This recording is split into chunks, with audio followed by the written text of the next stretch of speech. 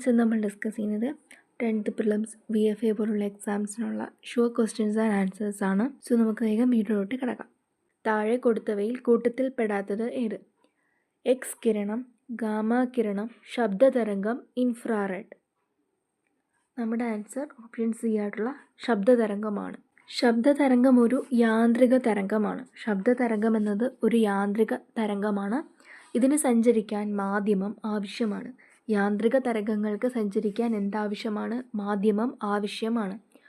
ഓപ്ഷനിൽ തന്നിട്ടുള്ള എക്സ് കിരണം, ഗാമ കിരണം, ഇൻഫ്രാറെഡ് എന്നിവ വൈദ്യുതകാന്തിക തരംഗങ്ങളാണ്. ഇലക്ട്രോ മാഗ്നറ്റിക് വേവ്സ് ആണ് ഇവ മൂന്നും. ഇവയ്ക്ക് സഞ്ചരിക്കാൻ മാധ്യമം ആവശ്യം ഇല്ല. ശബ്ദതരംഗങ്ങൾ അനുദൈർഘ്യ തരംഗങ്ങളാണ്. വൈദ്യുതകാന്തിക തരംഗങ്ങൾ അനുപ്രസ്ഥ തരംഗങ്ങളാണ്. അടുത്ത ചോദ്യം, ബലത്തിൻ്റെ യൂണിറ്റ് താഴെ കൊടുത്തവയിൽ ഏത്? ബലത്തിൻ്റെ യൂണിറ്റ് താഴെ കൊടുത്തവയിൽ ഏത്? Kilogram metre per second, kilogram metre per second square, kilogram per metre cube, kilogram metre cube. നമ്മുടെ ആൻസർ ഓപ്ഷൻ ബി ആയിട്ടുള്ള kilogram metre per second square ആണ്. ന്യൂട്ടൻ്റെ രണ്ടാം ചലന നിയമം അനുസരിച്ച് ഫോഴ്സ് എന്ന് പറയുന്നത് മാസിനും ത്വരണത്തിനും പ്രപ്പോർഷണലാണ്.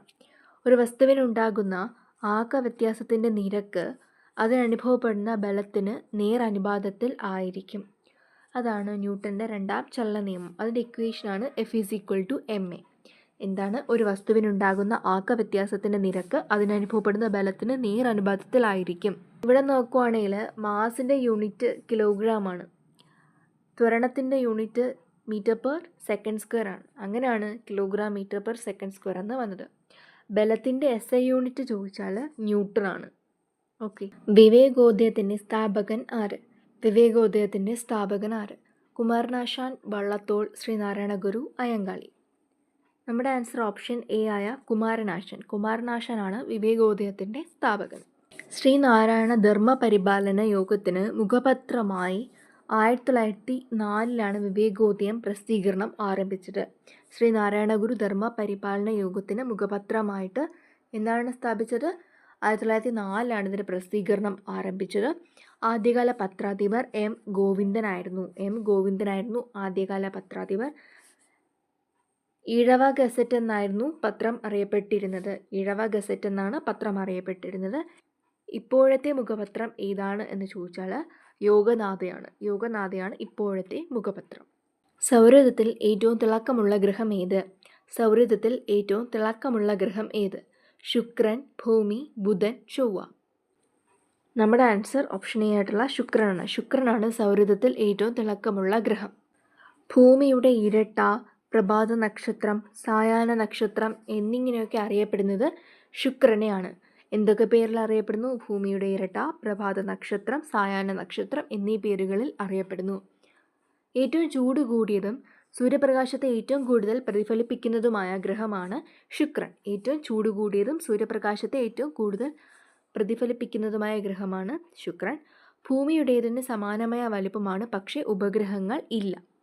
ശുക്രൻ്റെ അന്തരീക്ഷത്തിൽ കൂടുതലായി കാണപ്പെടുന്നത് കാർബൺ ഡൈ ഓക്സൈഡാണ്. കാർബൺ ഡൈ ഓക്സൈഡാണ് ശുക്രൻ്റെ അന്തരീക്ഷത്തിൽ കൂടുതലായിട്ട് കാണപ്പെടുന്നത്. വർഷങ്ങളെക്കാളും ദിവസത്തിന് ദൈർഘ്യമുള്ള ഗ്രഹത്തിന് ഉദാഹരണമാണ് ശുക്രൻ. മഴവില്ലിന് കാരണമാവുന്ന പ്രതിഭാസങ്ങൾ താഴെ കൊടുത്തവയിൽ ഏതെല്ലാം? മഴവില്ലിന് കാരണമാകുന്ന പ്രതിഭാസങ്ങൾ താഴെ കൊടുത്തവയിൽ ഏതെല്ലാം? അപവർത്തനം മാത്രം, അപവർത്തനവും ആന്തരപ്രതിപതനവും, അപവർത്തനവും ആന്തരപ്രതിപതനവും, പ്രകീർണനം മാത്രം. ഇവിടെ നമ്മുടെ ആൻസറായിട്ട് വരുന്നത് ഓപ്ഷൻ സി ആണ്. അതായത് അപവർത്തനവും ആന്തരപ്രതിപതനവും പ്രകീർണനവും എന്നതാണ്. അന്തരീക്ഷത്തിലെ ജലത്തുള്ളികളിൽ വെച്ച് പ്രകാശത്തിന് 2 തവണ അപവർത്തനവും 1 തവണ ആന്തരപ്രതിപതനവും സംഭവിക്കുന്നു. അന്തരീക്ഷത്തിലെ ജലത്തുള്ളികളിൽ വെച്ച് പ്രകാശത്തിന് 2 തവണ അപവർത്തനവും 1 തവണ ആന്തരപ്രതിപതനവും സംഭവിക്കുന്നു.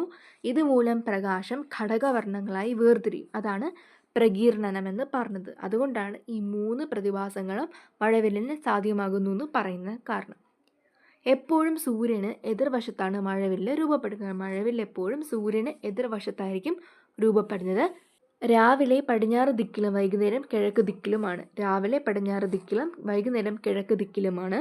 മഴവില്ലിൻ്റെ പുറംവക്കിൽ ചുവപ്പും അകം വക്കിൽ വയലറ്റ് നിറവുമാണ്. അടുത്ത ചോദ്യം, മനുഷ്യരെ ബഹിരാകാശത്ത് എത്തിക്കാനുള്ള ISROയുടെ പദ്ധതി ഏത്? മനുഷ്യരെ ബഹിരാകാശത്ത് എത്തിക്കാനുള്ള ISROയുടെ പദ്ധതി ഏത്?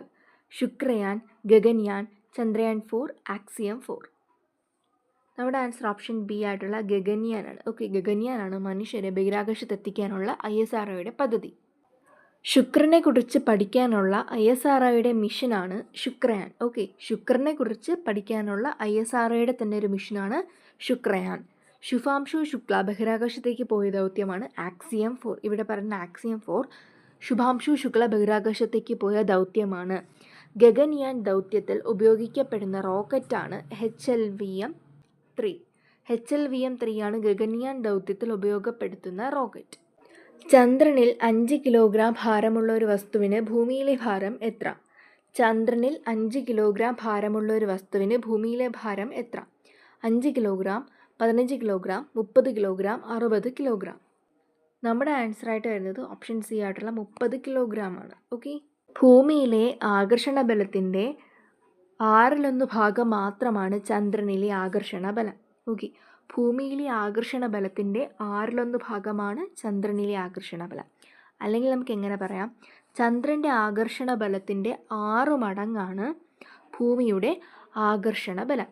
അതിനാൽ ഭൂമിയിൽ ചന്ദ്രനിലെ ഭാരത്തിൻ്റെ 6 മടങ്ങ് ഭാരം അനുഭവപ്പെടും.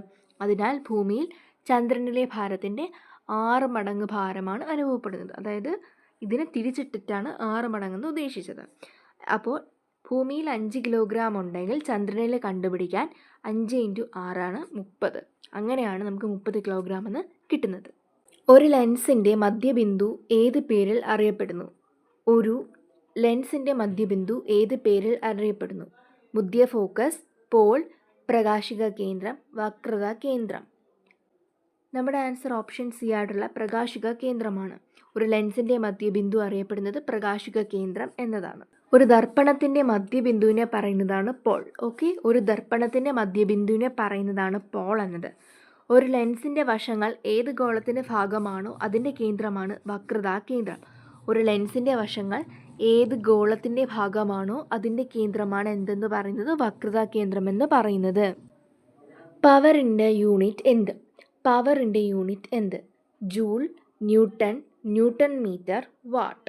നമ്മുടെ ആൻസർ ഓപ്ഷൻ ഡി ആയിട്ടുള്ള വാട്ടാണ്. ഓക്കെ, വാട്ട് അല്ലെങ്കിൽ നമുക്ക് W എന്ന് നമുക്ക് റെപ്രസെൻറ്റ് ചെയ്യാം. യൂണിറ്റ് സമയത്തിൽ ചെയ്ത പ്രവൃത്തിയുടെ അളവാണ് വാട്ട്. യൂണിറ്റ് സമയത്തിൽ ചെയ്ത പ്രവൃത്തിയുടെ അളവാണ് വാട്ട് എന്നത്. പവർ അളക്കാനുള്ള മറ്റൊരു യൂണിറ്റാണ് കുതിരശക്തി. ഒരു കുതിരശക്തി എന്ന് പറയുന്നത് 746 വാട്ടാണ്. ഇതൊക്കെ ഒന്ന് നോട്ട് ചെയ്ത് പഠിക്കണം. ഒരു കുതിരശക്തി എന്ന് പറയുന്നത് 746 വാട്ടാണ്. അതുപോലെ പവറിൻ്റെ കിലോഗ്രാമിലെയും അതുപോലെ തന്നെ മീറ്ററിലെയും സെക്കൻഡിലെയും യൂണിറ്റ് ചോദിച്ചാൽ kilogram metre square per second cube ആണ് പവറിൻ്റെ യൂണിറ്റ് എന്ന് പറയുന്നത്. Kilogram metre square per second cube ആണ്. ഓക്കെ, 0 ഡിഗ്രി സെൽഷ്യസ് എന്നത് എത്ര ഫാരൻഹീറ്റ് ആണ്? 0 ഡിഗ്രി സെൽഷ്യസ് എന്നത് എത്ര ഫാരൻഹീറ്റ് ആണ്? 0 degree Fahrenheit, 32 degree Fahrenheit, 212 degree Fahrenheit, 100 degree Fahrenheit. നമ്മുടെ ആൻസർ ഓപ്ഷൻ ബി ആയിട്ടുള്ള 32 ഡിഗ്രി ഫാരൻഹീറ്റ് ആണ്. 0 ഡിഗ്രി സെൽഷ്യസ് എന്നത് ഫാരൻഹീറ്റിൽ എത്രയാണ്? 32 ഡിഗ്രി ഫാരൻഹീറ്റ് ആണ്. താപനില അളക്കാനുള്ള വ്യത്യസ്ത സ്കെയിലുകളാണ് ഡിഗ്രി സെൽഷ്യസ്, ഫാരൻഹീറ്റ്, കെൽവിൻ എന്നിവ. 3 തരത്തിലുള്ളതാണ് ബേസിക്കായിട്ട് പഠിക്കേണ്ടത്: degree Celsius, Fahrenheit, Kelvin. Okay, സെൽഷ്യസിനെ ഫാരൻഹീറ്റ് സ്കെയിലിലേക്ക് മാറ്റാൻ ഈ ഫോർമുല യൂസ് ചെയ്യുക. F = C × 9/5 + 32. ഇനി ഫാരൻഹീറ്റിനെ ഡിഗ്രി സെൽഷ്യസിലേക്ക് മാറ്റാൻ നമുക്ക് എങ്ങനെ കണ്ടുപിടിക്കാം? F - 32 × 5/9. Okay, F - 32 × 5/9. ഏകദേശം ഈ രണ്ട് ഇക്വേഷൻസിനും സിമിലാരിറ്റി തോന്നും, പക്ഷെ നമ്മൾ എഴുതി തന്നെ പഠിക്കണം, മാറിപ്പോകരുത്. 0 ഡിഗ്രി സെൽഷ്യസ് എന്ന് പറയുന്നത് 32 ഡിഗ്രി ഫാരൻഹീറ്റ് ആണ് നമ്മുടെ ക്വസ്റ്റ്യൻ. ഇനി അത് കെൽവിനിലോട്ട് ചോദിച്ചിരുന്നെങ്കിൽ നമുക്ക് എന്ത് പറയണം? 273.15 കെൽവിൻ ആണ് 0 ഡിഗ്രി സെൽഷ്യസ് എന്ന് പറയുന്നത്. 100 ഡിഗ്രി സെൽഷ്യസ് ആയിരുന്നെങ്കിലോ 212 ഡിഗ്രി ഫാരൻഹീറ്റ് ആണ്. അതുപോലെ 373 കെൽവിൻ ആണ് 100 ഡിഗ്രി സെൽഷ്യസിനെ കെൽവിനിലോട്ട് മാറ്റുമ്പോൾ പറയുന്നത്. സെൽഷ്യസിനും ഫാരൻഹീറ്റിനും ഒരേ മൂല്യം കാണിക്കുന്ന ഊഷ്മാവ് ഏതാണ്? -40 ഡിഗ്രി. -40 ഡിഗ്രിയാണ് സെൽഷ്യസിനും ഫാരൻഹീറ്റിനും ഒരേ മൂല്യം കാണിക്കുന്നത്. ഇതൊക്കെ വളരെ വളരെ ഇമ്പോർട്ടൻ്റ് ആണ്. ഒരു പദാർത്ഥത്തിലെ എല്ലാ തന്മാത്രകളുടെയും ചലനം പൂർണ്ണമായും നിലയ്ക്കുന്ന ഊഷ്മാവാണ് കേവല പൂജ്യം. കേൾക്കുമ്പോൾ നമുക്ക് മനസ്സിലാവുമല്ലോ അല്ലേ. കേവല പൂജ്യം എന്നത് -273.15 ഡിഗ്രി സെൽഷ്യസ്, അല്ലെങ്കിൽ ഇത് ഓക്കെ അല്ല, ഇത് 0 കെൽവിൻ ആണ്. ഓക്കെ, 0 കെൽവിൻ അല്ലെങ്കിൽ -273.15 ഡിഗ്രി സെൽഷ്യസിനെയാണ് നമ്മൾ എന്തെന്ന് പറയുന്നത്, കേവല പൂജ്യം എന്ന് പറയുന്നത്. നമുക്ക് ഇംഗ്ലീഷിലാണെങ്കിൽ ആബ്സല്യൂട്ട് സീറോ എന്ന് പറയാം. 50 സെൻറ്റിമീറ്റർ വക്രത ആരമുള്ള ഒരു കോൺവെക്സ് ദർപ്പണത്തിൻ്റെ ഫോക്കസ് ദൂരം എത്രയായിരിക്കും? 50 സെൻറ്റിമീറ്റർ വക്രത ആരമുള്ള ഒരു കോൺവെക്സ് ദർപ്പണത്തിൻ്റെ ഫോക്കസ് ദൂരം എത്രയായിരിക്കും? 50 സെൻറ്റിമീറ്റർ, 100 സെൻറ്റിമീറ്റർ, 25 സെൻറ്റിമീറ്റർ, 25 മീറ്റർ. ഇവിടെ നമ്മുടെ ആൻസർ ഓപ്ഷൻ സി ആയിട്ടുള്ള 25 സെൻറ്റിമീറ്റർ ആണ്. നമുക്ക് എങ്ങനെ കിട്ടിയെന്ന് നോക്കിയാലോ. ഒരു കോൺവെക്സ് ദർപ്പണത്തിൻ്റെ പോളിൽ നിന്ന് മുഖ്യ ഫോക്കസിലേക്കുള്ള അകലമാണ് നമ്മൾ സ്മോൾ ലെറ്റർ എഫ് കൊണ്ട് സൂചിപ്പിക്കുന്നത്. ഒരു കോൺവെക്സ് ദർപ്പണത്തിൻ്റെ പോളിൽ നിന്ന് മുഖ്യ ഫോക്കസിലേക്കുള്ള അകലമാണ് എഫ്, അല്ലെങ്കിൽ നമ്മൾ ഫോക്കൽ ലെന്ത് എന്ന് പറയും. ഒരു കോൺവെക്സ് ദർപ്പണത്തിൻ്റെ പ്രതിഫലന തലം ഏത് ഗോളത്തിൻ്റെ ഭാഗമാണോ അതിൻ്റെ ആരമാണ് വക്രത ആരം, അല്ലെങ്കിൽ ആർ എന്ന് പറയും. നമ്മൾ റേഡിയസ് എന്ന് പറയത്തില്ലേ, അത്. വക്രത ആരത്തിൻ്റെ പകുതിയായിരിക്കും ഫോക്കസ് ദൂരം. അപ്പോൾ ഫോക്കസ് ദൂരം കണ്ടുപിടിക്കാൻ വക്രത ആരത്തിൻ്റെ പകുതി എടുത്താൽ മതി. ഓക്കെ, ഇങ്ങനെയുള്ള ക്വസ്റ്റ്യൻസിലൊക്കെ നമുക്ക് ഏത് ഫോർമുല യൂസ് ചെയ്യാം? r/2 റേഡിയസിൻ്റെ പകുതി എടുക്കാം. അങ്ങനെയാണ് 50 സെൻറ്റിമീറ്റർ ഉള്ള ആരം ഇവിടെ എന്തായിട്ട് മാറിയത്? 25 സെൻറ്റിമീറ്റർ ആയിട്ട് മാറിയത്. ഫോട്ടോ ഇലക്ട്രിക് എഫക്റ്റ് കണ്ടുപിടിച്ചത് ആര്? ഫോട്ടോ ഇലക്ട്രിക് എഫക്റ്റ് കണ്ടുപിടിച്ചത് ആര്? Albert Einstein, Max Planck, William Herschel, Heinrich Hertz. നമ്മുടെ ആൻസർ ഓപ്ഷൻ ഡി ആയിട്ടുള്ള ഹെൻറിച്ച് ഹെർട്സ് ആണ്. ചില ലോഹങ്ങളിൽ പ്രകാശം പതിക്കുമ്പോൾ ഇലക്ട്രോണുകൾ ഉത്സർജിക്കപ്പെടുന്ന പ്രതിഭാസമാണ് ഫോട്ടോ ഇലക്ട്രിക് എഫക്റ്റ് എന്ന് പറയുന്നത്. ആൽബർട്ട് ഐൻസ്റ്റീൻ ആണ് ഈ പ്രതിഭാസത്തിന് വിശദീകരണം നൽകിയത്. കണ്ടുപിടിച്ചത് ആരാണ്? ഹെർട്സ് ആണെങ്കിലും വിശദീകരണം നൽകിയത് ആരാണ്? ആൽബർട്ട് ഐൻസ്റ്റീൻ ആണ്. സൺബേണിന് കാരണമാകുന്ന വൈദ്യുതകാന്തിക തരംഗങ്ങൾ ഏവ? സൺബേണിന് കാരണമാകുന്ന വൈദ്യുതകാന്തിക തരംഗങ്ങൾ ഏവ? അൾട്രാവയലറ്റ് കിരണങ്ങൾ, മൈക്രോവേവ് കിരണങ്ങൾ, ഇൻഫ്രാറെഡ് കിരണങ്ങൾ, ഗാമ കിരണങ്ങൾ. നമ്മുടെ ആൻസർ ഓപ്ഷൻ എ ആയിട്ടുള്ള അൾട്രാവയലറ്റ് കിരണങ്ങളാണ്. സൺബേണിന് കാരണമാകുന്ന വൈദ്യുതകാന്തിക തരംഗങ്ങൾ ഏതാണ്? അൾട്രാവയലറ്റ് കിരണങ്ങളാണ്. വയലറ്റിനേക്കാൾ തരംഗദൈർഘ്യം കുറഞ്ഞ വൈദ്യുതകാന്തിക കിരണങ്ങളാണ് അൾട്രാവയലറ്റ് കിരണങ്ങൾ. വയലറ്റിനേക്കാൾ തരംഗദൈർഘ്യം വേവ്ലെന്ത് കുറഞ്ഞ വൈദ്യുതകാന്തിക കിരണങ്ങളാണ് അൾട്രാവയലറ്റ് കിരണങ്ങൾ. അൾട്രാവയലറ്റ് കിരണങ്ങൾ തൊലിയിലെ മെലനോസൈറ്റ് കോശങ്ങളെ ഉത്തേജിപ്പിക്കുന്നു. മെലാനിൻ എന്ന് പറയുന്നത് നമ്മുടെ തൊലിക്ക് നിറം നൽകുന്ന വർണ്ണകമാണ്. അപ്പോൾ അത് നിർമ്മിക്കുന്നതിന് കാരണമാകുന്ന കോശങ്ങളാണ് മെലനോസൈറ്റ് കോശങ്ങൾ. ശരീരത്തിൽ വിറ്റാമിൻ ഡി ഉൽപ്പാദിപ്പിക്കാൻ സഹായിക്കുന്നു. ശരീരത്തിൽ എന്തുൽപ്പാദിപ്പിക്കാൻ സഹായിക്കുന്നു? വിറ്റാമിൻ ഡി ഉൽപ്പാദിപ്പിക്കാൻ എന്ത് ചെയ്യുന്നു? മെലാനിൻ സഹായിക്കുന്നു. സൂര്യപ്രകാശത്തിലെ ചൂടിന് കാരണമായ കിരണം ഏത്? സൂര്യപ്രകാശത്തിലെ ചൂടിന് കാരണമായ കിരണം ഏത്? അൾട്രാവയലറ്റ് കിരണങ്ങൾ, മൈക്രോവേവ് കിരണങ്ങൾ, ഇൻഫ്രാറെഡ് കിരണങ്ങൾ, ഗാമ കിരണങ്ങൾ. നമ്മുടെ ആൻസർ ഓപ്ഷൻ സി ആയിട്ടുള്ള ഇൻഫ്രാറെഡ് കിരണങ്ങളാണ്. സൺബേണിന് കാരണം അൾട്രാവയലറ്റ് കിരണങ്ങളാണ്. എന്നാൽ സൂര്യപ്രകാശത്തിലെ ചൂടിന് കാരണമായ കിരണം ഏതാണ്? ഇൻഫ്രാറെഡ് കിരണങ്ങൾ. വൈദ്യുതകാന്തിക സ്പെക്ട്രത്തിൽ ചുവപ്പിനേക്കാൾ തരംഗദൈർഘ്യം കൂടിയ കിരണങ്ങളാണ് ഇൻഫ്രാറെഡ് കിരണങ്ങൾ. വൈദ്യുതകാന്തിക സ്പെക്ട്രത്തിൽ ചുവപ്പിനേക്കാൾ തരംഗദൈർഘ്യം കൂടിയ കിരണങ്ങളാണ് ഇൻഫ്രാറെഡ് കിരണങ്ങൾ. ഏകദേശം 700 നാനോമീറ്റർ മുതൽ 1 മില്ലിമീറ്റർ വരെയാണ് തരംഗദൈർഘ്യം. ഓക്കെ, ചൂട് പുറപ്പെടുവിക്കുന്ന എല്ലാ വസ്തുക്കളും ഇൻഫ്രാറെഡ് കിരണങ്ങൾ പുറത്തുവിടുന്നു. ചൂട് പുറപ്പെടുവിക്കുന്ന എല്ലാ വസ്തുക്കളും എന്ത് ഉൽപ്പാദിപ്പിക്കുന്നു അല്ലെങ്കിൽ എന്ത് പുറത്തുവിടുന്നു? ഇൻഫ്രാറെഡ് കിരണങ്ങൾ പുറത്തുവിടുന്നു. ഇരുട്ടിൽ ഫോട്ടോ എടുക്കുന്ന ക്യാമറകൾ പ്രയോജനപ്പെടുത്തുന്നത് ഇൻഫ്രാറെഡ് കിരണങ്ങളാണ്. ഒരു ബെസ്റ്റ് ആയിട്ടുള്ളൊരു ആപ്ലിക്കേഷൻ ലെവൽ ക്വസ്റ്റ്യൻ ആണ്. നമ്മളിപ്പോൾ പറയാറുണ്ടല്ലോ MVDയുടെ ഹെൽമെറ്റ് വെച്ചില്ലെങ്കിലോ സീറ്റ് ബെൽറ്റ് ധരിച്ചില്ലെങ്കിലോ അങ്ങനെയുള്ള കാര്യങ്ങളൊക്കെ വരുമ്പോൾ രാത്രി ആയാൽ പോലും നമ്മുടെ ഫേസൊക്കെ അത്യാവശ്യം കറക്റ്റാവുന്ന രീതിയിൽ എന്ത് ചെയ്യുന്നുണ്ട്? ക്യാപ്ചർ ചെയ്ത് നമുക്ക് ഫോട്ടോ പെനാൽറ്റി കിട്ടുന്നുണ്ടല്ലോ. അപ്പോൾ ആ ക്യാമറാസിലൊക്കെ യൂസ് ചെയ്തത് ഏതാണ്? ഇൻഫ്രാറെഡ് റേസ് ആണ്. അപ്പോൾ അതൊക്കെ ആപ്ലിക്കേഷൻ ക്വസ്റ്റ്യൻ ആണ്. ഇങ്ങനെയൊക്കെ ഒന്ന് നോട്ട് ചെയ്ത് വെക്കണം. വില്യം ഹെർഷലാണ് ഇത് ആദ്യമായിട്ട് കണ്ടെത്തിയത്. 20 സെൻറ്റിമീറ്റർ ഫോക്കസ് ദൂരമുള്ള ഒരു കോൺവെക്സ് ദർപ്പണത്തിന് മുന്നിൽ ഒരു വസ്തു വെച്ചപ്പോൾ വസ്തുവിന് അതേ വലിപ്പമുള്ള യഥാർത്ഥ പ്രതിബിംബം രൂപപ്പെട്ടു എങ്കിൽ വസ്തുവും ദർപ്പണവും തമ്മിലുള്ള അകലം എത്ര? ക്വസ്റ്റ്യൻ ശ്രദ്ധിച്ചു വായിക്കുക. 20 സെൻറ്റിമീറ്റർ ഫോക്കസ് ദൂരമുള്ള ഒരു കോൺവെക്സ് ദർപ്പണത്തിന് മുന്നിൽ ഒരു വസ്തു വെച്ചപ്പോൾ വസ്തുവിന് അതേ വലിപ്പമുള്ള യഥാർത്ഥ പ്രതിബിംബം രൂപപ്പെട്ടു എങ്കിൽ വസ്തുവും ദർപ്പണവും തമ്മിലുള്ള അകലം എത്രയാണ്? 20 സെൻറ്റിമീറ്റർ, 40 സെൻറ്റിമീറ്റർ, 80 സെൻറ്റിമീറ്റർ, 10 സെൻറ്റിമീറ്റർ. നമ്മുടെ ആൻസർ ഇവിടെ ഓപ്ഷൻ ബി ആയിട്ടുള്ള 40 സെൻറ്റിമീറ്റർ ആണ്. നമുക്ക് എങ്ങനെ കിട്ടിയെന്ന് നോക്കാം. ഒരു കോൺവെക്സ് ദർപ്പണത്തിൻ്റെ വക്രതാ കേന്ദ്രത്തിൽ വസ്തു, അല്ല കേട്ടോ, വസ്തുവാണേ, ഏത് വസ്തുവാണോ അത് വയ്ക്കുമ്പോഴാണ് അതേ വസ്തുവിൻ്റെ വലിപ്പമുള്ള ഒരു യഥാർത്ഥ പ്രതിബിംബം രൂപപ്പെടുന്നത് അല്ലേ. അപ്പോൾ ഫോക്കസ് ദൂരം എന്ന് പറയുന്നത് എന്തായിരിക്കും? വക്രതാരത്തിൻ്റെ ഇരട്ടി ആയിരിക്കും. ഓക്കെ, വക്രതാരത്തിൻ്റെ എന്തായിരിക്കും? ഇരട്ടി ആയിരിക്കും. ഓക്കെ, നോട്ട് ചെയ്ത് വെക്കണം, ഇരട്ടി ആയിരിക്കും. ഓക്കെ, അങ്ങനെയാണ് 20 സെൻറ്റിമീറ്റർ എന്തായിട്ട് മാറിയത്? 20 × 2 40 സെൻറ്റിമീറ്റർ ആയിട്ട് മാറിയത്. അടുത്ത ചോദ്യം, പ്രമുഖ പ്രോഗ്രാമിംഗ് ഭാഷയായ ജാവ വികസിപ്പിച്ചെടുത്ത സമയത്ത് അതിന് നൽകിയ പേര് എന്തായിരുന്നു? പൈത്തൺ, ഓക്ക്, C++, കോഫി. നമ്മുടെ ആൻസർ ഓപ്ഷൻ ബി ആയിട്ടുള്ള ഓക്കാണ്. ഓക്കെ, അപ്പോൾ ജാവയ്ക്ക് നൽകിയ പേരെന്തായിരുന്നു? ഓക്ക് എന്നായിരുന്നു. കേരള ഹൈക്കോടതിയിലെ ആദ്യത്തെ വനിതാ ജഡ്ജിയായി നിയമിക്കപ്പെട്ടത് ആര്? കേരള ഹൈക്കോടതിയിലെ ആദ്യത്തെ വനിതാ ജഡ്ജിയായി നിയമിക്കപ്പെട്ടത് ആരാണ്? ഫാത്തിമ ബീവി, അന്ന ചാണ്ടി, സുജാത മനോഹർ, കെ ഉഷ.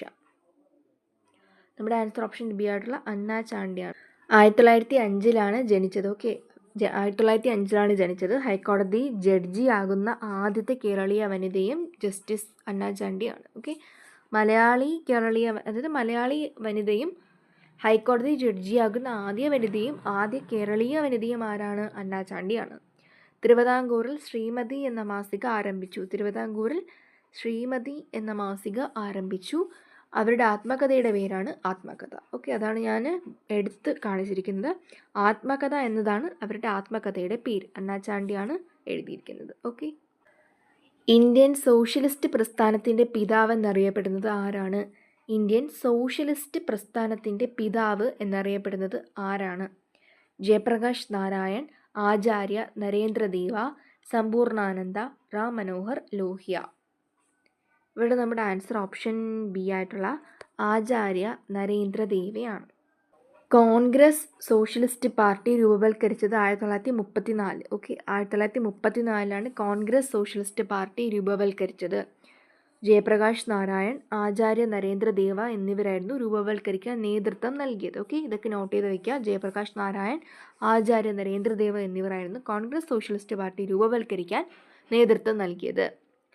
1934 സെയിം ഇയറിൽ തന്നെ പട്നയിലെ അഞ്ജുമൻ ഇസ്ലാമിയ ഹാളിൽ വെച്ച് നടന്ന പാർട്ടിയുടെ രൂപവൽക്കരണ യോഗത്തിൽ സമ്പൂർണ്ണാനന്ദ അധ്യക്ഷത വഹിച്ചു.